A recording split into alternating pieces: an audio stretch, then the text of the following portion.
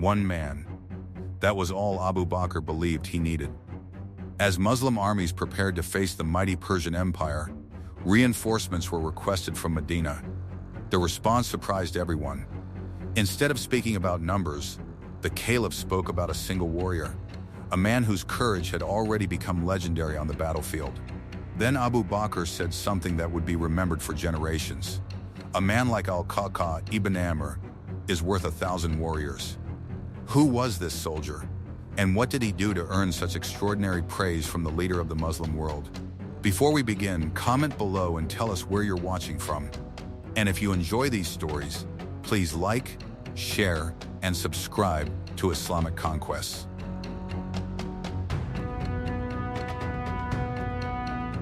Al-Qa'qa ibn Amr did not begin his journey as a famous commander. Like many of the early Muslims, he entered history through service, sacrifice, and unwavering faith. Yet those who fought beside him would later remember something remarkable. Whenever the battlefield seemed most dangerous, whenever fear began creeping into the hearts of men, Al-Qa'qa somehow appeared exactly where he was needed. Over time, stories of his courage spread throughout the Muslim armies.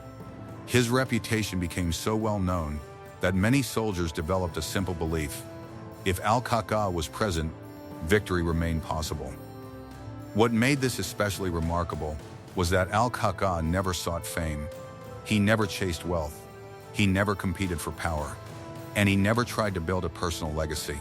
Instead, he focused on something far more important: serving Islam. Those who knew him described a man whose confidence came not from arrogance, but from certainty in Allah. A man whose courage was matched by sincerity, and a man who viewed every battle as a test of faith before it was a test of strength. That conviction would soon face its first major challenge. After the passing of Prophet Muhammad, parts of Arabia were shaken by the wars of apostasy. Several tribes abandoned Islam. Others followed false claimants to prophethood. The young Muslim state faced one of the most dangerous periods in its history. Among those who stood firmly with Islam was Al-Qa'qa. What made his stance even more remarkable was that some of those opposing the Muslim state came from his own tribal background. For many people, tribal loyalty came before everything else. But for Al-Qa'qa, faith came first. Without hesitation, he stood alongside the forces of the Caliph Abu Bakr As-Siddiq. It was a decision that demanded courage, and it revealed something important about his character. When forced to choose between tribal loyalty and loyalty to Islam, he never hesitated. The choice was already made. Years later, that same commitment would earn him the trust of the Muslim world's greatest leaders. Abu Bakr had carefully observed the men serving under him. He knew their strengths, he knew their weaknesses, and he knew which men could be trusted when events took an unexpected turn. Al-Qa'qa was one of those men. One incident demonstrated this clearly. A man named Al-Qa'qa ibn Al-Walid had accepted Islam but later abandoned it and began spreading confusion among his people. When reports reached Abu Bakr, he ordered Al-Qa'qa to deal with the situation. The mission was straightforward. The man was to be brought under control before more damage could be done. When Al-Qa'qa arrived, however, the situation had already changed. The man had fled. His family openly declared their loyalty to Islam and distanced themselves from his actions. Al-Qa'qa acted with restraint. He did not punish innocent people for the choices of another. He did not allow anger to override justice. Eventually, the man returned and sought forgiveness. His repentance was accepted. The crisis passed. It was a small moment compared to the great battles that would come later. But it revealed another side of Al-Qa'qa. He was not driven by revenge. He was driven by principle. As the Muslim state continued expanding beyond Arabia, new challenges emerged. To the northeast stood the mighty Persian Empire. To the northwest stood the Byzantine Empire. Both powers had dominated the region for centuries. Both possessed resources far beyond anything Arabia had ever known. And both viewed the growing Muslim state with concern. The coming struggle would test an entire generation. Among the commanders preparing for that challenge was Khalid ibn Al-Walid. Fresh from victories in Arabia, Khalid was ordered to move toward Iraq. There he would face Persian forces commanded by experienced generals. The campaign would require skilled officers, reliable cavalry, and brave men capable of adapting under pressure. Al-Qa'qa soon found himself at the center of these events. When requests for reinforcements reached Medina, Abu Bakr responded. Among the men he sent was Al-Qa'qa. The decision surprised no one who knew him. By then, his reputation was already growing. The Caliph trusted him, his fellow soldiers respected him, and his enemies would soon learn to fear him. As the Muslim forces advanced into Persian territory, they encountered fierce resistance. The Persians were disciplined, well-equipped, and confident. They had spent generations fighting powerful empires. The idea that warriors from Arabia could threaten them seemed almost impossible. But confidence can be dangerous, especially when it turns into complacency. One confrontation after another began testing that confidence. The fighting was often brutal. Dust filled the air. Steel clashed against steel. Men fought under scorching heat with little certainty about whether they would see another sunrise. Through it all, Al-Qa'qa developed a reputation for appearing at the most critical moments. When lines wavered, he pushed forward. When morale dropped, he encouraged the men around him. And when danger increased, he seemed to become even more determined. What followed during the campaigns in Iraq would only strengthen that reputation. One Persian commander after another found himself facing Muslim soldiers who refused to break. Yet Al-Qa'qa understood something many warriors never learn. Victory is not achieved through bravery alone. It requires patience, discipline, and leadership. That lesson became increasingly important as the Muslim armies moved deeper into enemy territory. Meanwhile, another challenge was emerging far to the west. The Byzantine Empire had begun gathering forces in Syria. A major confrontation was approaching. The Muslim armies could not afford mistakes. Resources were limited. Distances were vast. And enemies surrounded them on multiple fronts. The burden on commanders grew heavier with each passing month. Khalid ibn Al-Walid and other leaders understood the stakes. A single defeat could reverse years of progress. A single mistake could cost thousands of lives. Yet despite these dangers, momentum remained with the Muslims. Victories brought confidence, but confidence carried its own risks. And no one realized how difficult the next stage of the struggle would become. Soon, the focus shifted towards Syria. The Byzantine threat could no longer be ignored. Large armies were gathering. Experienced Roman commanders were preparing for war. The stage was being set for one of the most important confrontations in Islamic history. Among those riding toward that future was Al-Qa'qa ibn Amr, still not seeking fame, still not seeking wealth, simply answering the call whenever it came. Yet, unknown to most people around him, the battles ahead would transform his reputation forever. His courage would become legendary. His battlefield decisions would influence major victories. And one day, commanders would look across desperate battlefields and wait for a single thing: the arrival of Al-Qa'qa ibn Amr. But before that moment could come, the Muslim armies would first face some of the most dangerous enemies they had ever encountered, and the outcome remained far from certain. The years that followed would prove why Abu Bakr's words were remembered for generations. As the Muslim armies pushed deeper into enemy territory, Al-Qa'qa ibn Amr found himself standing at the center of some of the most decisive campaigns in Islamic history.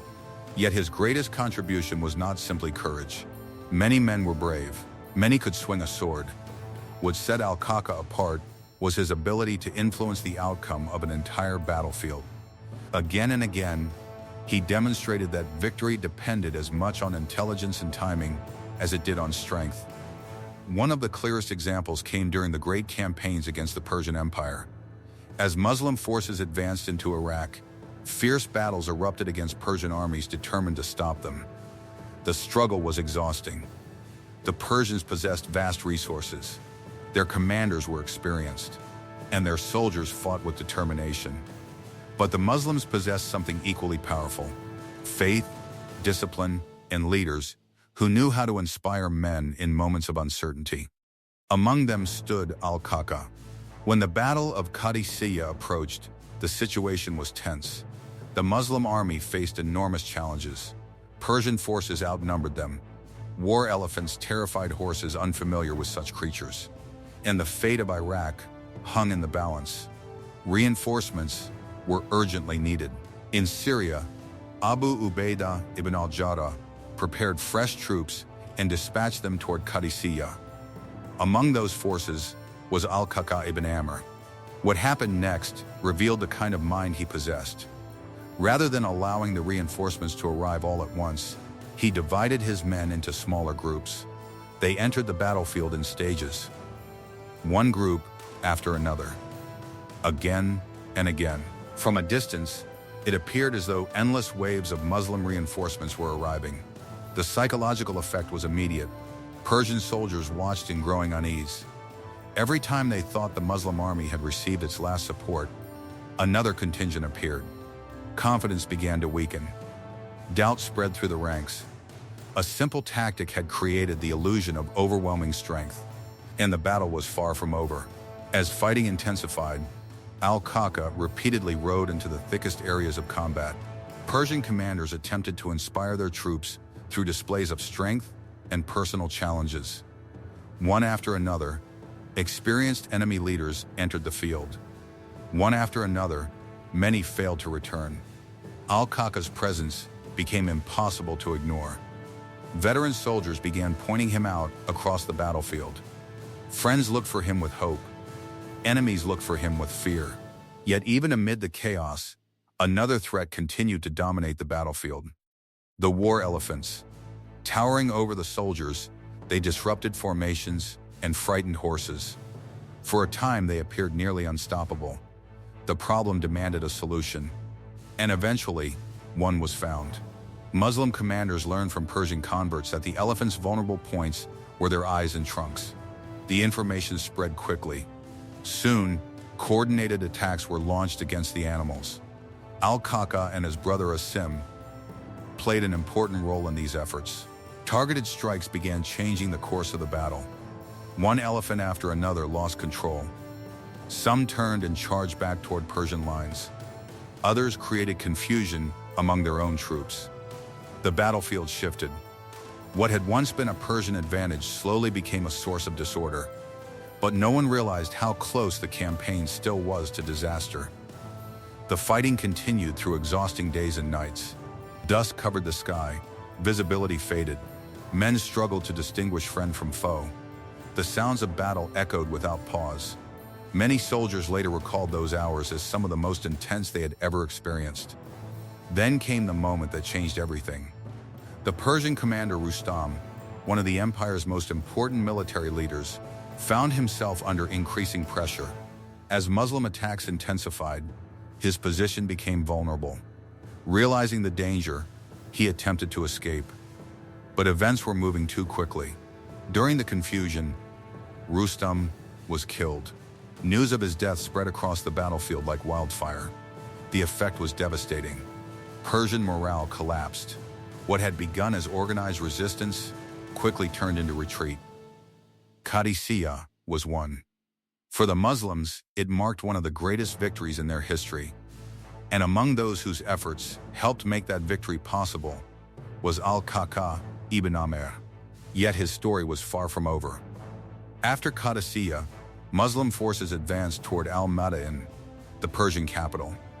The city stood beyond the Tigris River. The Persians believed the river itself would protect them. Bridges had been destroyed. Defensive positions had been prepared. The crossing seemed almost impossible. But once again, Muslim commanders refused to accept defeat.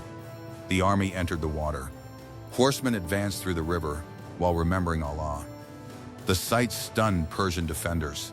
Many could scarcely believe what they were witnessing. When the Muslims reached the opposite bank and entered Al-Mada'in, the city fell with surprisingly little resistance. The Persian ruler had already fled. Another chapter in the empire's decline had begun. Still, Persian resistance did not disappear. At Jalula, a new army gathered. Defensive trenches were dug. Fortifications were strengthened. The Persians hoped to halt the Muslim advance once and for all. The battle that followed was fierce. Yet once again, Al-Qa'qa emerged as one of the leading figures. When critical moments arrived, he pushed forward. When hesitation appeared, he acted. And when opportunities opened, he seized them. Jalula eventually fell. The road deeper into Persian territory continued to open. But perhaps one of the most remarkable chapters of his life came during the campaign of Nihawand. Historians would later call it the victory of victories. The Persians gathered another massive force. They fortified their positions, and they prepared for one final effort to stop the Muslim advance. The situation was dangerous. A direct assault could cost thousands of lives. Muslim commanders needed a solution. During consultations, a plan emerged. A small force would enter enemy territory, provoke an attack, and then deliberately withdraw. The goal was simple: draw the Persians out of their defenses. The man chosen to lead this dangerous mission was Al-Qa'qa ibn Amr. The assignment carried enormous risk. If the plan failed, those involved might never return. Yet, Al-Qa'qa accepted without hesitation. Riding forward with a small group of warriors, he entered enemy territory. The Persians reacted exactly as hoped. Believing the Muslims were retreating, they pursued aggressively. Step by step, they abandoned the safety of their fortifications. Then the trap closed. The main Muslim force launched its attack. A massive battle followed. The fighting was brutal. The Muslim commander Nu'man ibn Muqarrin was martyred. For a moment, uncertainty spread through the ranks. But the momentum continued. Persian resistance finally broke. Their commander attempted to flee. Al-Qa'qa pursued him relentlessly. The chase carried into difficult terrain. Eventually, the Persian leader was caught and killed. The battle ended in victory. And with it, organized Persian resistance suffered another devastating blow. By this point, Al-Qa'qa's reputation had become legendary. Yet what makes his story remarkable is not the number of battles he fought. It is what he refused to pursue. Despite years of victories, he never became obsessed with wealth. Despite military success, he never chased political power. Despite earning fame, he never appeared interested in personal glory. He remained what he had always been: a soldier, a servant of Islam, a man focused on duty rather than status. Later, during the painful civil conflicts that emerged among Muslims, Al-Qa'qa sought reconciliation rather than division. He worked to prevent bloodshed whenever possible. Unlike many warriors who spent their lives fighting, he understood the value of peace. Perhaps that is why his legacy endured long after the battles ended. Not simply because he was brave, not simply because he was skilled, but because he combined courage with sincerity, strength with humility, and determination with faith. The emotional question raised at the beginning of this story can now be answered. Why did Abu Bakr say that one man like Al-Qa'qa was worth 1,000 warriors? Because some men contribute far more than numbers. They inspire armies, strengthen morale, change the course of battles, and leave behind examples that continue inspiring others long after they are gone. Al-Qa'qa ibn Amr was one of those men. A warrior remembered not only for how he fought, but for what he stood for: faith, sacrifice, loyalty, and complete trust in Allah. If this story benefited you, please like the video, leave a comment, and share it with others. And subscribe to Islamic Conquest for more powerful journeys through Islamic history.